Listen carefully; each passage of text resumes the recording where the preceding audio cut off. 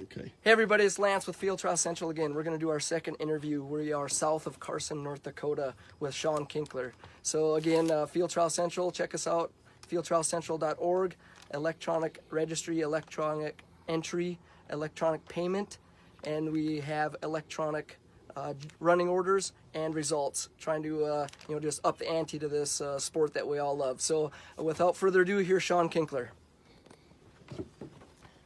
Hey Shawn, welcome back. Well, thanks. It's great to be up here. This is always my second home, and 25 years pretty much in the same place.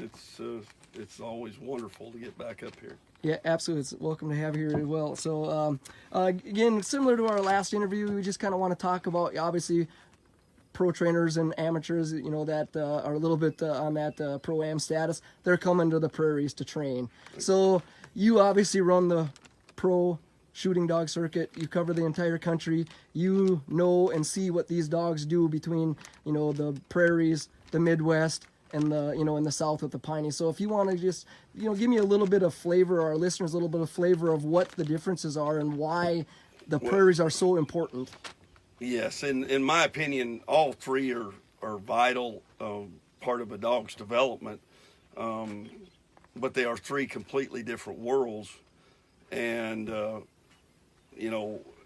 when you get down in the deep South, it's mostly piney woods. The dogs really got to have their pattern already fixed and determined before you get down there. And that's where being up here in North Dakota, the biggest part of my program is teaching a dog to run 10 and 2 in front of you, and know where you're at and where the front is all the time. The bird part of it is a vital part of it, but in my opinion, a lot of times it's just a bonus, because I'm more focused on the pattern than I am anything else up here. In Illinois is where I'm from and grew up and love running Midwest trials, but you can't do the pattern work there either. It's all edge country, farm country, so all the dog really learns there is to run an edge and point a bird on the run. Where here they have to hunt every single step they take. Bird can be anywhere, this is a crucial part of the training process as far as I'm concerned. Yep, wonderful. Perfect words. And that's I think our listeners are going to appreciate that statement. The differences between the prairies, the Midwest, and the South, and what each allows the dog to learn throughout its journey. So second, Shawn, again, we're on the prairies. It's a huge country, right? And a lot of, some of the trainers go to Canada. Some of them comes to, North Dakota, Montana, South Dakota. How did you come to landing in Carson, North Dakota? Well, I started looking for my own camp, like I said, roughly 25 years ago. I called quite a few trainers and asked them for help. And I couldn't figure out exactly why they were all just a hair standoffish. They're good friends of mine and what have you. And so finally I just decided to go out and find a place of my own. I knew that the Mott region area was always very popular for birds. I knew that there had been dog trainers down in South Dakota on the reservation for years and years, and I just looked at a map and said there's got to be something in between there that is workable land. And I set on my own, and the first place that I asked in Carson here, they came up with a house for me, an old log cabin. Elton Zinker took care of me. I met his neighbor the very first summer. His neighbor told me that he had a son-in-law that was taking over a 6,000-acre ranch down south of town here. And at the end of the summer, he introduced me to Dan Stewart and his daughter, Jackie. And without Virgil Hertz, I would have never been on the Stewart Ranch. So Virgil introduced you to his son-in-law, Dan. His son-in-law and daughter, and it's all family now. It just couldn't have been a better deal for me. And I guess the point in a roundabout way I'm trying to make is, you know, as a whole, us dog trainers, we get to relying on certain areas, certain places, whatever. But when I pulled into this Grant County, first off, they had never heard of a dog trainer before, and I know there's more untapped land out there that, if approached properly and what have you, that is feasible to work on. People don't have to run in the same tracks all the time. Right. Yeah. Yeah, because we have a lot of trainers close to us, right? But you guys know your certain spots. Yeah. And you help each other. It's But hard also to come stay up off with each enough other. land. I try to keep enough land to where I do not touch the same piece of property more than once a week. I want the birds there next year more than the landowner, more than anybody. I mean, that's the way I make my living. So, so yeah, you just have to, every year's different. I've had access to almost every acre in this county at one time or another. And some years it's the best in the world. And the next year the birds are not there or whatever. You just have to keep rotating, find the right spots and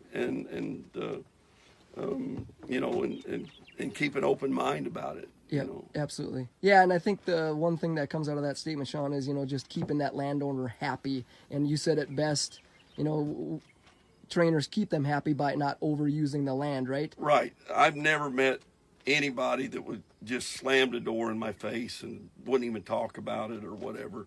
Most landowners, they enjoy the people up here. I enjoy everybody, try to be social, what have you. It's not all about work all the time. Because that relationship is very important. We can't offer them anything that's worth their time or their land, but as long as you have a good relationship with them and don't damage their land, don't, be respectful and what have you, we're not hurting anything. Right. And that's the biggest selling point, is we're just not hurting anything or what have you. So obviously the land is a good segue. So now let's talk about the dogs. So we're here at summer camp. What do you truly try to make sure that your dogs, when you're finished with summer camp, where are they at? Whether that's the puppy derbies and your broke dogs. There's I have roughly 3 or 4 different levels of training. I'll start my puppies, 6-month-old puppies, 4-month-old puppies, what have you, pack running them off a 4-wheeler, just getting them, like I said, pattern, 10 and 2, knowing where the front is, knowing how to hunt the country, learning what ditches and crossings and everything is, fences and all that. Then you go to the breaking process when they're a year and a half old, and we start out with the pigeon program on check cords, and then that's where we try to weed them in, here in late July, 1st of August. We try to wean them in on wild birds and continue our breaking process. And the nice part about the pheasant hatches, sharp-tail hatches, is it's easy to train with the birds that they get up in waves. So a dog's liable to make a mistake on the first bird in the bunch, but you can correct them and maybe get 5-6 more chances. More birds get up as you go along. Yep. You can't recreate that training process. Yeah.